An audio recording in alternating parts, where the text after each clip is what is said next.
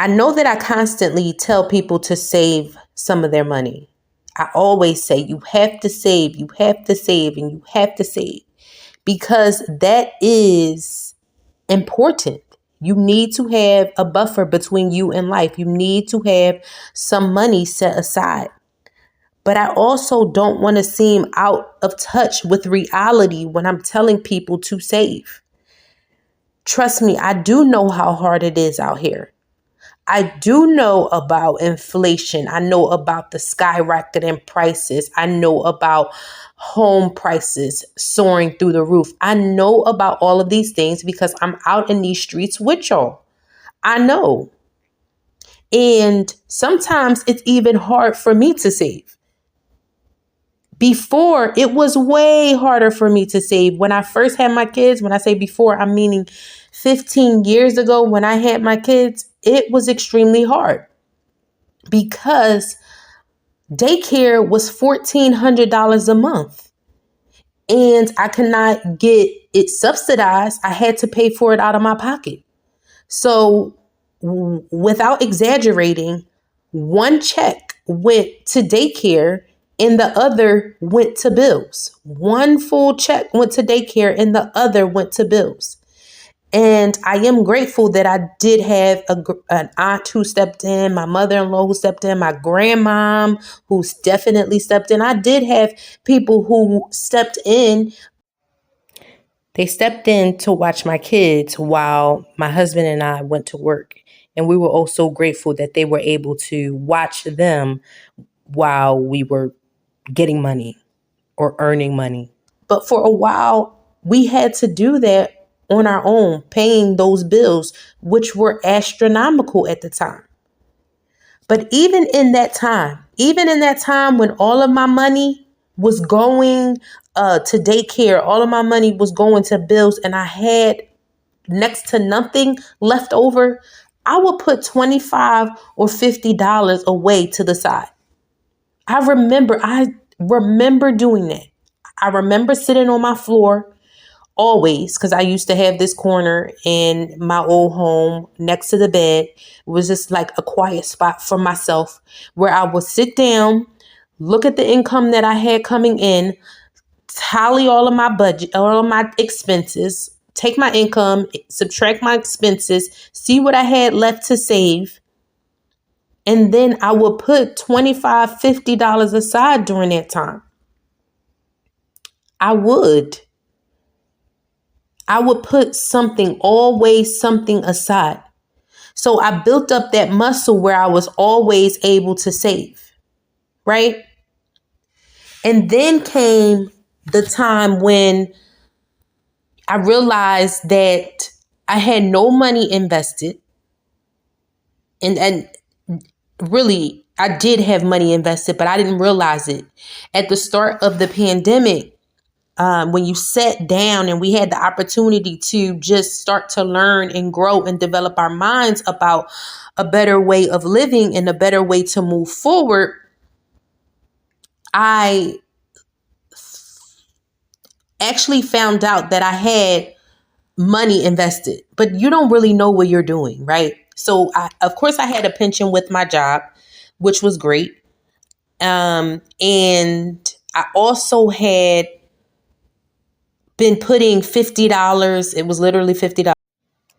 $50 a month, $50 a month that I was putting into a 403b. But I honestly didn't know what I was doing. Some people showed up at your job and they say, hey, do you want to invest your money in this? And you say, yeah, without really knowing what you're doing. So I did have some money starting out, but I did not realize it at first.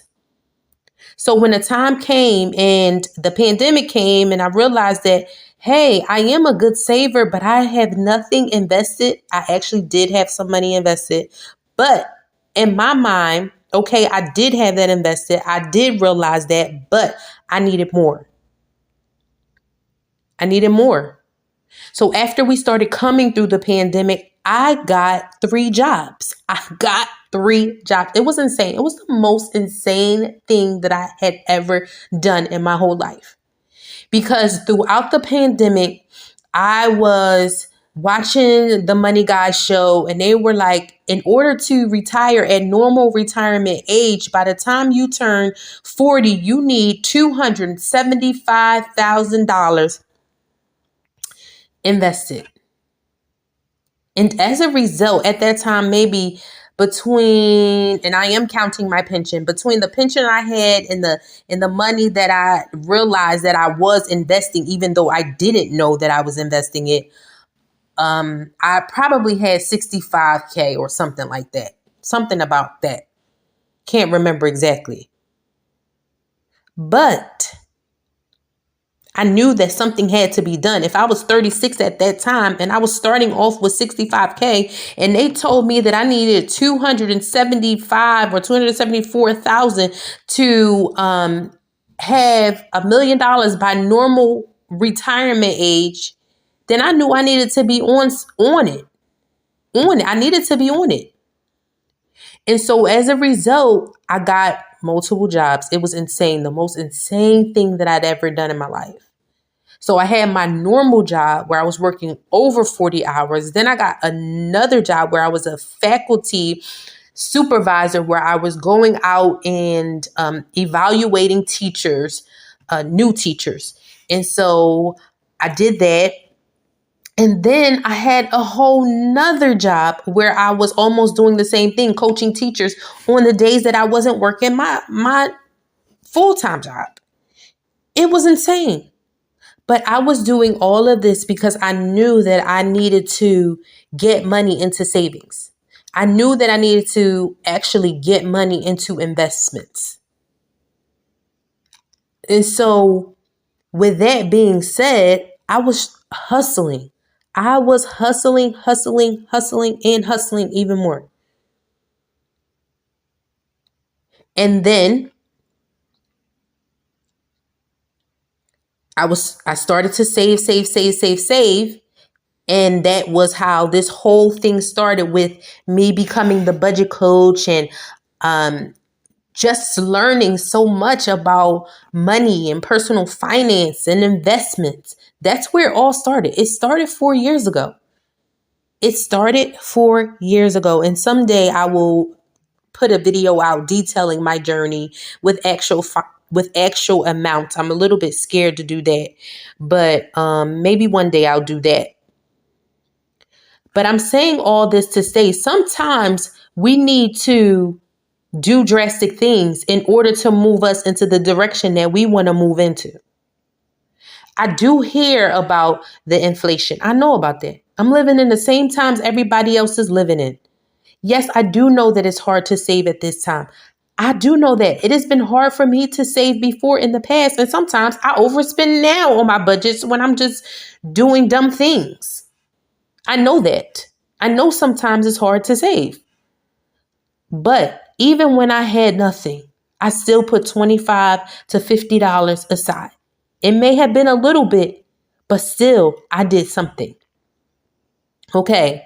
And then after that, when I was trying to get more money in my investments accounts based on what that podcast I was watching said, because it was 4 years. I had 4 years. I said, okay, I need to go from 65,000 to 274,000 invested in 4 years.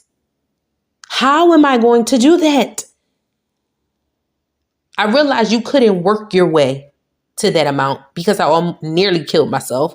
I was too tired, overworked. I was just being ridiculous. But I realized you can't work your way, right? So then I started to do some things where I tried to develop a business where I was saving and the money from the business, but nothing ever really stuck. But some other things that I did in order to get money into my savings accounts was I counted coins. You know how we had those stashes of coins that we take out our pockets and we put to the side, and you kids have a piggy bank and stuff like that. Like, I took the coins that I've saved for myself, not for my kids because they had their own accounts, investment accounts. But I took the money that I started saving for myself, and I counted that money.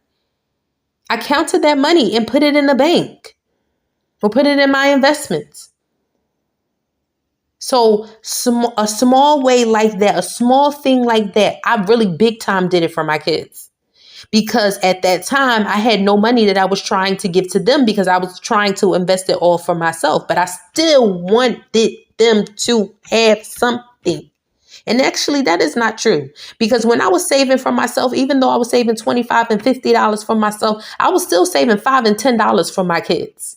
So yeah, I was. Even when I had like bare bones, I was still saving $5 and $10 a paycheck for them. And it didn't matter how small it was. As long as something was being put to the side, I felt okay about it, even though I had nearly nothing left. So I've always been a saver. How much, depending upon what was coming in and what needed to go out. But those coins also contributed to their investments, which are also flourishing. They're doing a great job with theirs as well. Counted coins, put it in their investments. What else did I do? I sold stuff. And you have to be careful with that because I was selling stuff on different websites or apps or any of the selling apps that you can think of. I was probably selling stuff on it. Like, I can't even remember the names at this point, but they actually are in my videos, YouTube videos, and I will link it below, the video where I was talking about selling things in order to get money. I was putting stuff on apps. I was meeting strange people in the night.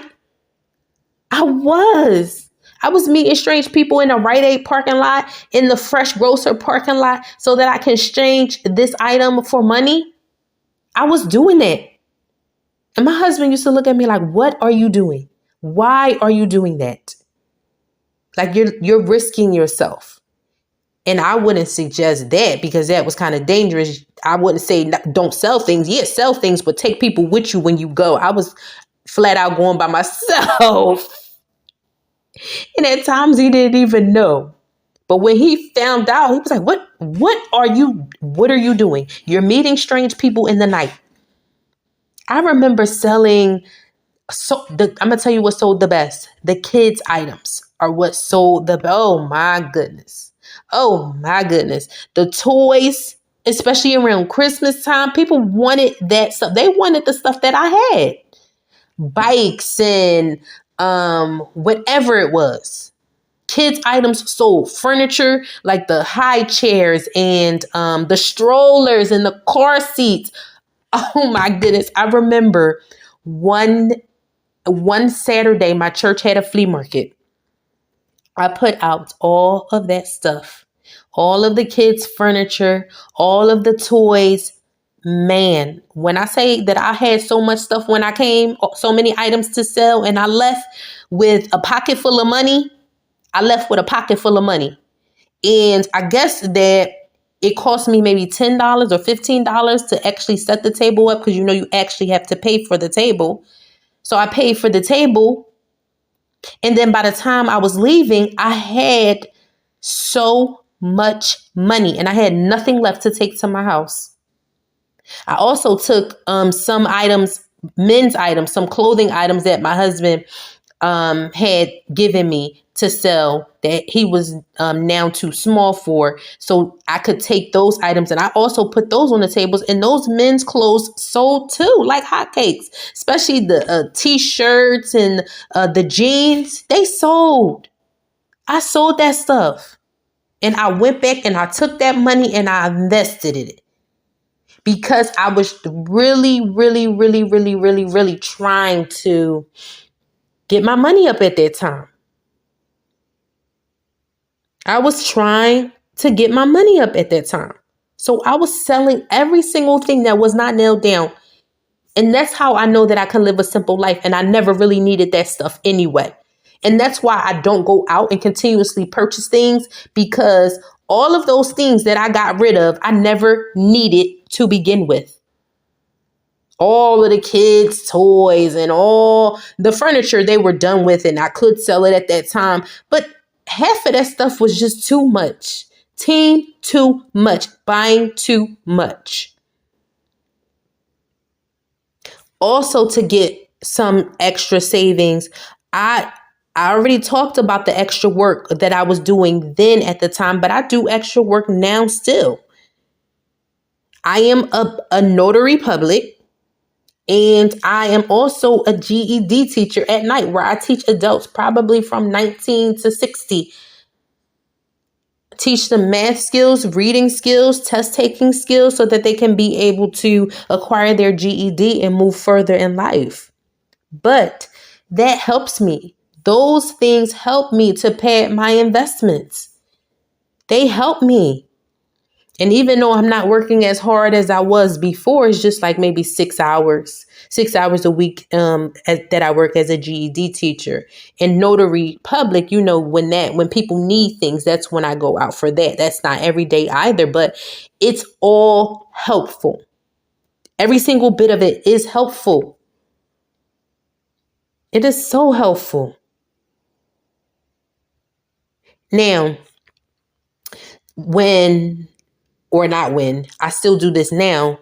Well, not so much because they're older, but in order to save for my kids, when I first started saving for them during their baby showers, each of the baby showers that I had, the money that people gave me for them, I put that in the bank. I never spent that. I didn't know about investments like that at the time. So I just put that money in the bank for them. And each of them, those funds actually started their first bank accounts. The baby shower, their baby shower funds, or any money that I got from them for them actually started their bank account funds. And when they would have birthday money or get birthday money when they were younger, I took that money and I put it in their accounts. I never spent one dime of it. I put it in their accounts. Any checks that came for them, in their accounts. Anything that came for them from probably birth all the way to 10, I put that money away. I put it away. When people used to give them $5 and $10, I used to take half of it. I don't now because they're like, you can't take all my money. But I did then. I took half of it and put it away. And right now I save for each of them out of my own check. I do. I really do. And so that's why they have money invested right now. Because of all of the money from the birthdays, from the Christmases, from any holidays, from anything, people saw them, just gave them money. I took it. So that's why they have a flourishing investment account or portfolio at this point in their lives. And I continue to save for them out of each check that I get. And one other thing that I did is I paused my wants. When I knew that I needed to save money, or when I wanted to save money to increase my savings and or investments, I paused my wants. Because sometimes our wants get in the way of the true goals that we're trying to meet. And so it was easy for me to put a pause on them because I knew what I'd rather. You know how you play that game? Which one would you rather? Exactly. So which one would you rather? Would you want a flourishing portfolio, or would you want some sneakers or a chain? Which would you rather? I ask my kids that all the time, and I ask myself that as well. What would you rather? Which would you rather? It's important.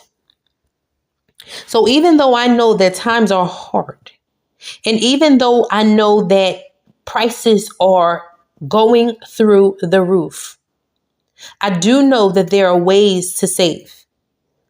I've been through some tight times. And I'm going to tell you something. When I did, I became more resourceful. I became more of a saver instead of a spender because I knew what I would rather have. And I made that choice. And those are choices that we all have to make, right? So even though times are tough, what can you do? What will you do in order to save money for yourself and for your family? What will you do?